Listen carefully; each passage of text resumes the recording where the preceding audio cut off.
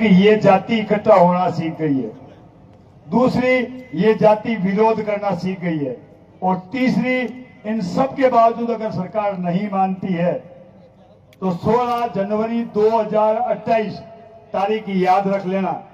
16 जनवरी 2028 हमने एक महापड़ाव रखा है जयपुर में, और उस महापड़ाव में मुझे सिर्फ 5000 आदमी चाहिए। बताऊं कैसे? कि सबसे पहले अपने नजदीकी एसडीएम कार्यालय में जाकर एक ज्ञापन देना है कि साहब मैं फलाना कुमार फलाना गांव, मैं जयपुर जाऊंगा काला शर्ट पहनकर इस सरकार की खाप करने। ये जिस दिन ही मेरे समाज ने अपने एसडीएम को ज्ञापन दे दिया, तुरंत पुलिस प्रशासन की तरफ से एक घर पे नोटिस आएगा कि तुम लोग जयपुर नहीं जा सकते, तुम्हारे ऊपर एफआईआर होगी, तुम्हें रोका जाएगा। उसे पार करके तुम अगर जयपुर तक आते हो तो जयपुर के बाहर चारों तरफ आपको रोक दिया जाएगा, कौन कुमार है और काला कपड़ा पहन के आया तो उसे अंदर एंट्री मत दो। उसको भी पार करके अगर तुम लोग जयपुर पहुंच गए, सिर्फ 5000 आदमी, उसी दिन आप लोगों की मांग पूरी हो जाएगी, ये मैं वादा करता हूं। और नहीं होगी तो 16 जनवरी 2023 को मेरा अंतिम समाज सेवा होगी, ये मैं आज यहीं से घोषणा करता हूं। अगर 5000 लोग आ जाते हैं तो सरकार की बाप भी हिलेगी और उसकी चूल्हे भी हिलेगी। होता क्या से कुछ नहीं होता। मुझे देखो भी जीतमल जी गुस्सा करेंगे, भले ही कर लो। बीजेपी सरकार ने अभी तक हमें कुछ नहीं दिया है, और 90% हम बीजेपी सरकार के वोटर हैं इस राजस्थान में। आज तक कुछ नहीं देने का कारण बताऊं आपको, हमने कभी सरकार से कुछ मांगा ही नहीं है। 3 चीजें मांगी है। मेरी मां श्रीयादे की जय बोल दो, हम राजी। पहली मांग, मेरी मां श्रीयादे की जय बोल दो, कुमारों को कुछ देने की जरूरत नहीं। 5 गांव में चाक दे दो, कुमारों को कुछ देने की जरूरत नहीं। 5 गांवों में चाक दे दो। 3 मंदिरों में 11 लाख दे दो, संपूर्ण राजस्थान के कुमार गए। ये हमारी मांग है। बाड़मेर साइड में किया करेंगे, बाप मरे मां मरे ने कहीं अम्बल ले लेवे थोड़ो, और एमएलए आ जावे, एमपी आ जावे। अरे बाबा हुक्मा के करे रे डोका, थोड़ो गम्मल तो दे, वो वोट खड़ो। आती की मांग है अपनी। कोई आकर हेलो मार लियो नारायण जी आई जो, अरे मारी एमएलए जान पहचान है, वाह मैं वोट एमएलए खड़ो। कदई विरोध कर देखो, कदई सड़क पर उतर देखो, लड़ देखो। मैं 6-6 महीना तक एक धरनो दिगेड़ो मुझे दंडवत यात्रा करी, कोई रामदेव जी का करे, कोई बाबू जी का करे, दुर्गा जी करे, मैं अशोक गहलोत की करी। तान ध्यान हो तो 6 महीना दंडवत यात्रा करी, न्याय नहीं मिले एकला ने। 5000 लोग अगर बेटा भी रोड़ा ने पार कर पूगो तो गारंटी है 16 जनवरी 2028 में तारी मांग पूरी हो जाएगी। और अपने बच्चे की मांग है छात्रवृत्ति दे दो। हमारे बच्चे कांस्टेबल बने, आरएस बने, आईएएस बने, आईपीएस बने, इंजीनियर बने, डॉक्टर बने, चपरासी बने, कम से कम सरकारी कर्मचारी बने। बस इतनी सी अपील है, जिसमें मैं मदन जी साहब विरोध कर सकते हैं, लेकिन मदन जी तब भी कहते हैं कि तुम लड़ो, ऊपर से हम तुम्हारे साथ। यही होता है तरीका लड़ने का। मैंने कुमार का उदाहरण दिया था, पहले भी दिया था। मटकी तभी तैयार होती है जब उसमें 2 तरह की चोट होती है, इस हाथ से मीठी चोट और इस हाथ से थपेड़, तभी जाकर के मटकी बनती है और उसमें पानी ठंडा होता है। आप लोग मीठी चपेट दो, दूसरी चपेट मैं दूंगा। एफआईआर होती है, झेलूंगा। आपसे नहीं कहूंगा जमानत करो, छूटने के बाद फिर बोलूंगा, फिर लड़ूंगा, और फिर आकर के मांग होगी। एक अपील है, महापंचायत जो होगी उसमें आप लोगों को 2028 की तैयारी करो। गारंटी है इस 28 में कुछ न कुछ ले पड़ेंगे। 3 में से एक चीज, मूल ओबीसी में वर्गीकरण, मार्क्सवादी बीच को अवकाश, या फिर श्रीयादे माता बोर्ड से छात्रवृत्ति। कुछ भी मिले एक बार लो, अगली बार फिर 5 साल कोई मांग रखेंगे। मैं तो अपनी बात यही कहूंगा, मेरा यही प्रोग्राम है, यही भाषण है और कुछ नहीं। 2 दानदाताओं को करवा देते हैं, फिर मंत्री जी के उद्बोधन होंगे, पूरे सुनना। मंत्री जी जितना अच्छा बोलता उतना कोई नहीं बोल सकता, क्योंकि राजनीति में ये भी पहले मेरी तरह समाज सेवी थे, लेकिन फिर इन्होंने समाज सेवा छोड़ करके राजनीति ज्वाइन की, आज इस पद पर पहुंचे हैं। मैं इनको भी साधुवाद दूंगा।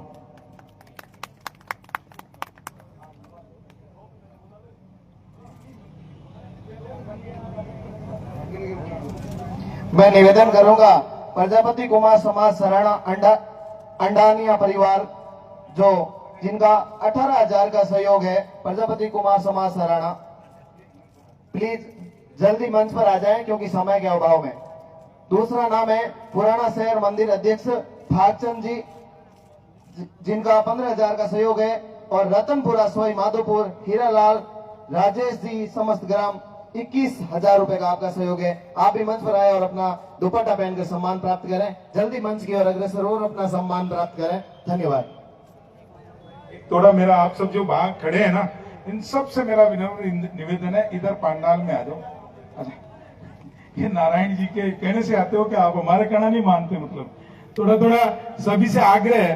आज मेरे को, जीतमल जी को, नारायण जी को तो हम सुनते ही रहते हैं, हम आज माननीय मंत्री जी को सुनेंगे, उत्तर प्रदेश की आवाज सुनेंगे राजस्थान की धरा पे। तो मेरा सब आप सब लोगों से आग्रह है कि 10-15 मिनट आप सब शांति बना के बैठे। मुझे पता है गर्मी थोड़ी तेज है, लेकिन फिर भी उस धूप से ज्यादा अच्छा है कि आप पंडाल में आ जाएंगे तो थोड़ा अच्छा लगेगा, हमको भी अच्छा लगेगा और आपको भी गर्मी नहीं लगेगी। थोड़ा पंडाल में विराज जाइए। आगे स्वागत करना महाराज जी का। हमारे बीच है महामंडलेश्वर महाराज जी, शिव जी महाराज, आपसे आपका सम्मान करेंगे। मंत्री जी दुपट्टा पहनाकर आप अपना स्वागत के इस कार्यक्रम की अगली कड़ी में आपका, जिसको लंबे पल से इंतजार है, जिनकी वाणी को सुनने के लिए हमारे और आपके वक्ता बनकर ये आपके सामने है और श्रोता बनकर आपके जो कान इनकी वाणी से गुंजायमान होंगे, मैं ऐसे आदरणीय मंत्री जी का आपके सामने अभी उद्बोधन होगा। तो सम्माननीय अतिथियों का हम करते हैं अभिनंदन। इस पावन मंच पर आपका है हार्दिक वंदन, इस पावन मंच पर आपका है हार्दिक वंदन। जन सेवा के पथ पर जो है प्रकाश पुंज सम्मान, जन सेवा के पथ पर जो है प्रकाश पुंज सम्मान, अब माननीय मंत्री जी को करते हैं सादर आमंत्रण।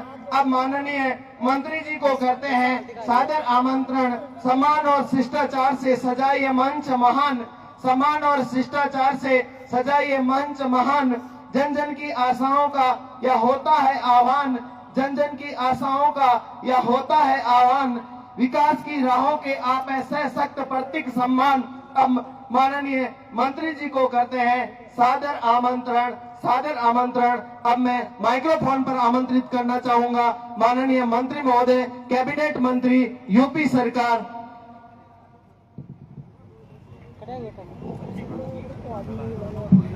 एक बार जोरदार तालियां बजा के माननीय मंत्री जी का स्वागत करो।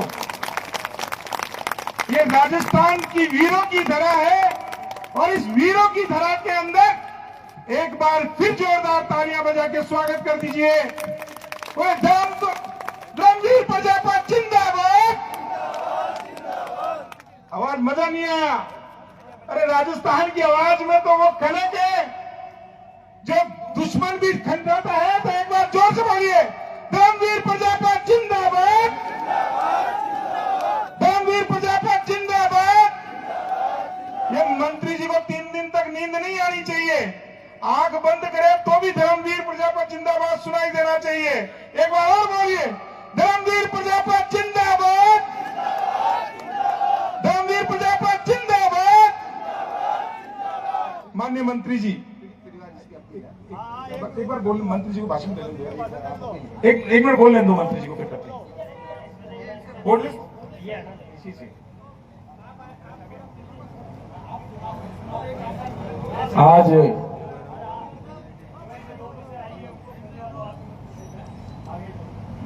आज किशनगढ़ में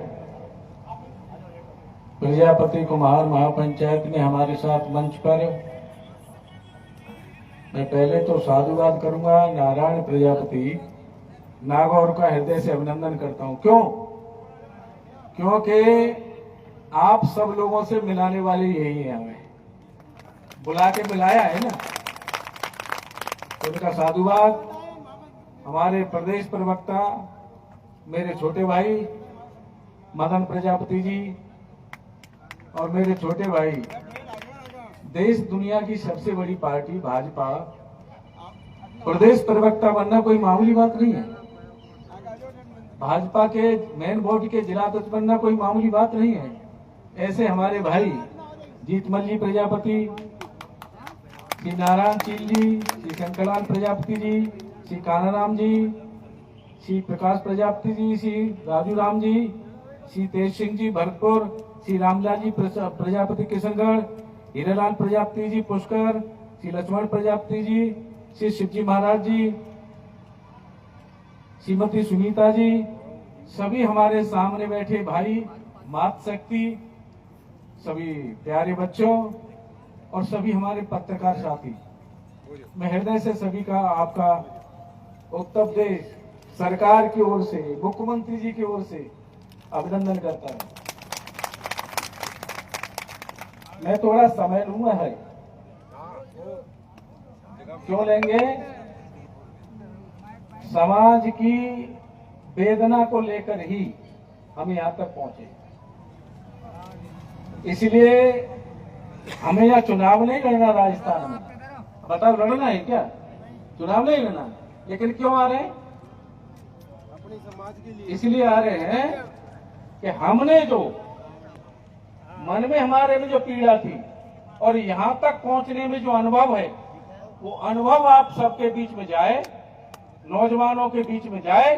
हो सकता है तो उस नौजवान का कोई रास्ता हमारे अनुभव से खुल जाए, इसीलिए जा रहे हैं। यही नहीं आ रहे, अभी बहुत बड़ा कार्यक्रम, भव्य कार्यक्रम हैदराबाद में हुआ, तेलंगाना के। सोशल मीडिया पर जो लोग जुड़े हमसे, उन्होंने देखा होगा। मेरे राजनीतिक और सामाजिक जीवन में सबसे बड़ा भव्य स्वागत हुआ तो हैदराबाद में हुआ। बहुत बड़ी माला, जिसको 50 लोग भी नहीं उठा सकते, जेसीबी से माला पहनाई गई। आपने देखा वो सोशल मीडिया। इसीलिए दौड़ रहे हैं, कहीं भी हो हम लोग जा रहे हैं। अब बात आती है सामाजिक उत्थान की। 3 तरह से होता है किसी भी समाज का, औद्योगिक क्षेत्र में और शैक्षिक क्षेत्र में, प्रशासन क्षेत्र में जाना, और हमारा सामाजिक क्षेत्र में जो संगठन में लोग काम करते हैं वो भी जागरूकता फैलाते हैं। और सबसे बड़ा महत्वपूर्ण क्षेत्र है राजनीतिक।